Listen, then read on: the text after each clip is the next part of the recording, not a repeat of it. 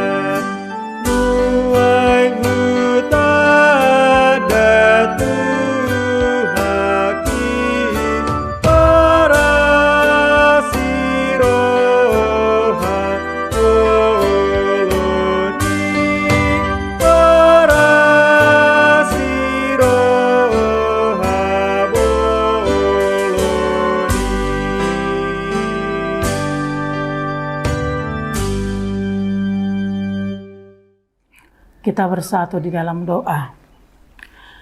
Kembali datang kami ke hadirat-Mu ya Tuhan Yesus Kristus, oleh karena belas kasihan yang sudah Tuhan anugerahkan buat kami. Saat ini Tuhan, kami mau dikuatkan melalui firman-Mu, agar kami dan segala aktivitas kami hari ini benar-benar di dalam kendali Tuhan. Izinkan kami Tuhan untuk bersekutu dengan firman-Mu, dan biarlah hikmat-Mu ada pada kami, dan Roh Kudus-Mu senantiasa memberikan kami pengertian, agar kami benar-benar berhikmat dalam kehidupan kami. Dalam nama Tuhan Yesus Kristus kami berdoa dan bersyukur. Amin.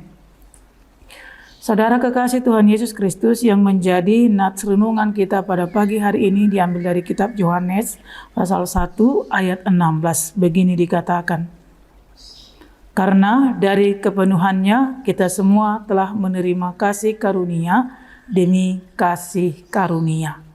Demikian dikatakan dalam nats tersebut. Saudara kekasih Tuhan Yesus Kristus, firman ini merupakan kesaksian Yohanes tentang terang dunia yang dilahirkan ke tengah-tengah dunia ini. Tetapi terang dunia yang dilahirkan ke tengah-tengah dunia ini bukan karena keinginan seorang atau keinginan manusia atau orang-orang tertentu di tengah-tengah dunia ini. Tetapi Allah memandang dari diri Allah, dunia ini membutuhkan seseorang, membutuhkan seorang yang harus mempercayakan kehidupan di tengah-tengah dunia ini terus berlangsung, dan keberlangsungan hidup itu adalah untuk juga keselamatan, keamanan, kesejahteraan, dan keamanan orang-orang yang ada di dunia ini. Dan hal itu yang bisa dipandang oleh Allah sendiri. Mungkin dari pandangan manusia, manusia selalu berpikir dari dirinya sendiri, manusia selalu memandang apa yang merupakan kebutuhannya, tetapi Allah lebih memandang kepada kepentingan dunia dan segala isinya. Oleh karena itu Allah merencanakan tentang kelahiran seorang laki-laki, tetapi yang bukan berasal dari keinginan seorang laki-laki, tetapi kelahiran seorang yang difirmankan oleh Allah dan berdasarkan keinginan Allah itu sendiri. Dan itu merupakan kebutuhan dunia pada dasarnya. Saudara, kalau firman ini adalah kesaksian Yohanes tentang seorang anak tunggal Allah yang difirmankan untuk kepentingan dunia, dan itu bisa kita lihat dari awal firman ini bahwa Firman itu adalah Allah dan firman itu berasal dari Allah dan firman itu adalah Allah. Di atas nats ini dari ayat pertama itu sudah diterangkan semuanya saudara. Namun kita melihat dalam ayat 16 ini kalau firman ini adalah merupakan kesaksian dari Yohanes tentang seorang anak tunggal Allah yang difirmankan untuk kepentingan dunia. Maka itu melalui firman ini kita melihat bahwa kelahiran seorang anak yang dikatakan pada firman ini adalah merupakan inisiatif Allah sendiri atau pekerjaan Allah sendiri, bukan inisiatif manusia atau pekerjaan manusia. Dan bila dikatakan bahwa kedatangan seorang anak itu merupakan kebutuhan dunia ini berdasarkan hemat dan pandangan Allah. Yohanes tahu dan sadar itu.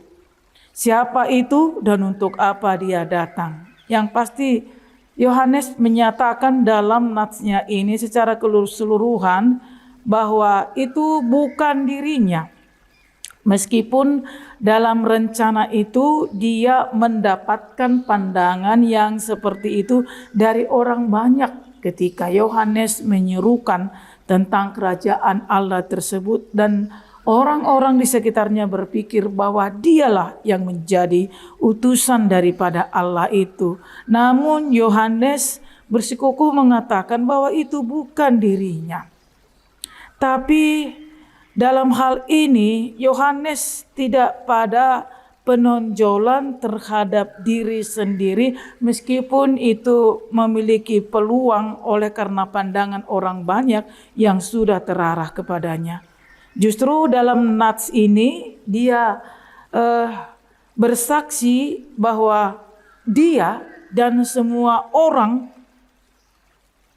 mendapat belas kasih karunia dari Allah. Artinya dia dan semua orang merupakan konsep penyelamatan dan kasih karunia daripada Allah. Artinya tidak lepas juga bahwa itu juga merupakan bagian dari dirinya, sama seperti yang dimiliki oleh orang-orang mendapatkan kesempatan yang sama, yaitu karunia dari Allah.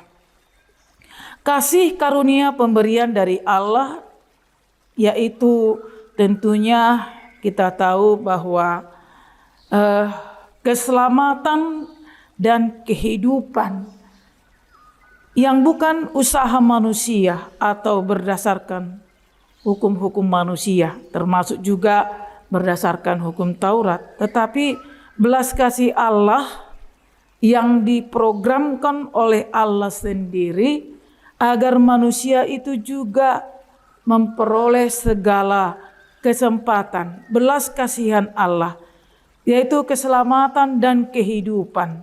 Bahwa manusia dan seluruh dunia ini, baik Yohanes, baik orang-orang di sekitarnya, mereka semua mendapatkan belas kasih karunia Tuhan. Ya tentunya kasih karunia itu bermacam-macam saudara. Selain keselamatan dan kehidupan kekal, Tuhan juga memberikan banyak karunia di tengah-tengah dunia ini.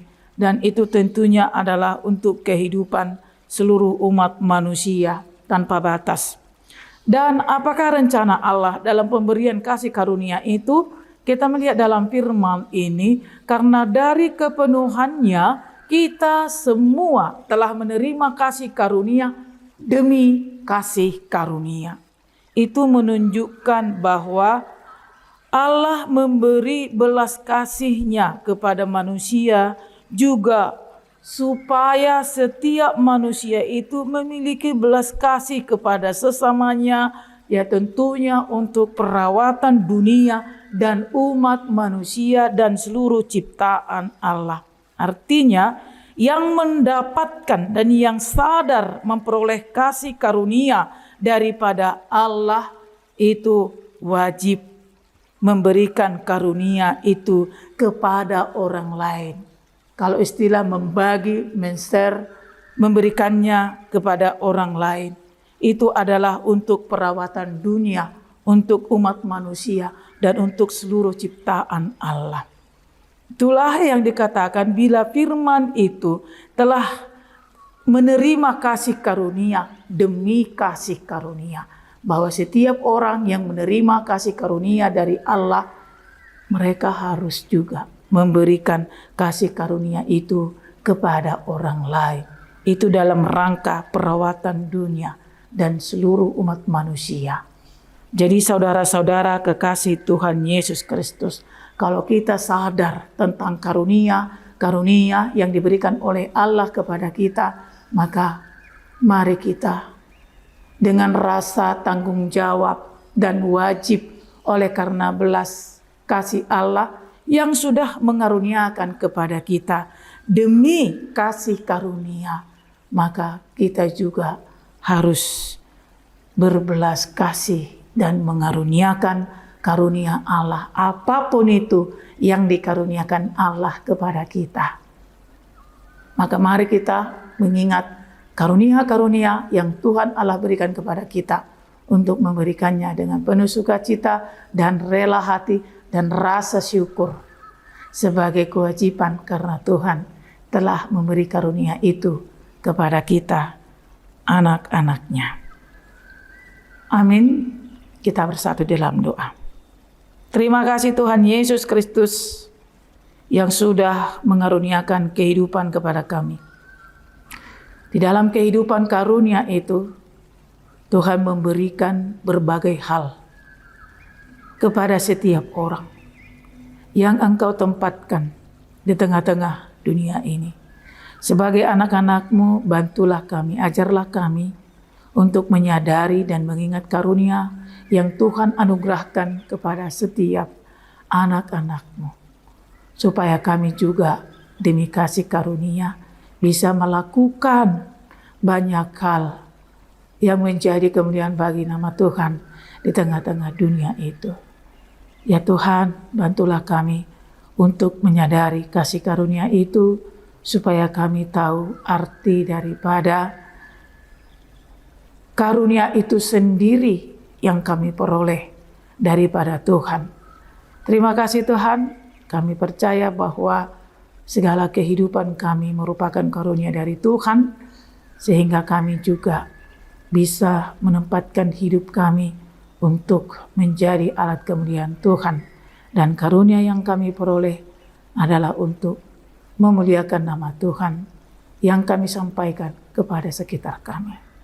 Untuk hari ini Tuhan, bantu kami untuk memperoleh banyak karunia lagi daripada Tuhan. Dan izinkan kami Tuhan hidup melalui karunia-karunia yang Tuhan berikan kepada kami. Dan terima kasih Tuhan buat segala karunia yang sudah Tuhan sampaikan kepada kehidupan kami masing-masing. Ajarlah kami untuk pandai menghitungnya, supaya kami juga pandai dalam mengaplikasikannya kepada kehidupan kami dan sekitar kami. Tuhan, kami percaya bahwa dunia ini dalam perawatan Tuhan, sehingga Tuhan senantiasa mengingatkan kami untuk apa yang kami peroleh, agar seluruh kehidupan manusia juga memikirkan keselamatan, kehidupan, dan kesejahteraan di tengah-tengah dunia ini, agar dunia aman untuk kami diami. Terima kasih Tuhan Yesus Kristus, kami tahu banyak hal yang kami hadapi di tengah-tengah dunia ini. Kuatkan kami Tuhan, dan bantulah kami supaya kami tetap memikirkan keselamatan di tengah-tengah dunia ini, dan kami hanya bergantung kepada belas kasihan Tuhan. Selamatkanlah hidup kami, selamatkanlah tanah kami, selamatkanlah negara kami, bangsa kami, seluruh umat-Mu Tuhan di tengah-tengah dunia ini. Dan izinkan Tuhan segala apa yang kami miliki daripada Tuhan kami pakai untuk keselamatan dunia ini. Termasuk Tuhan, apabila kami mempunyai iman yang teguh kepadamu, kuatkan kami senantiasa supaya kami hidup di dalam iman kami, dan kami tetap memanggil Engkau, dan keselamatan kami ada pada Tuhan. Kami tahu Tuhan, dan kami banyak mendengar tentang keadaan dunia ini, bumi ini sekarang ini, khususnya negara kami ini dan daerah kami ini. Kami percayakan seluruhnya ke dalam tangan pengasihan-Mu Tuhan, sebab anak-anak-Mu ada di sini. Jaga dan rawatlah semua orang-orang beriman kepada-Mu Tuhan, dan izinkan juga sekitar kami memperoleh belas kasihan-Mu, agar kiranya iman kami terus bertumbuh dan menjadi kesaksian bagi dunia ini. Terima kasih Tuhan Yesus, ampuni segala dosa-dosa kami, layakkan kami untuk anugerah-Mu. Dalam nama-Mu kami berdoa dan mengucap syukur. Terpujilah nama-Mu Tuhan Yesus Kristus, kekal sampai selama-lamanya. Amin. Demikian renungan kita pada pagi hari ini. Hari ini kita bertemu kembali di renungan berikutnya. Tuhan Yesus memberkati kita semua. Shalom.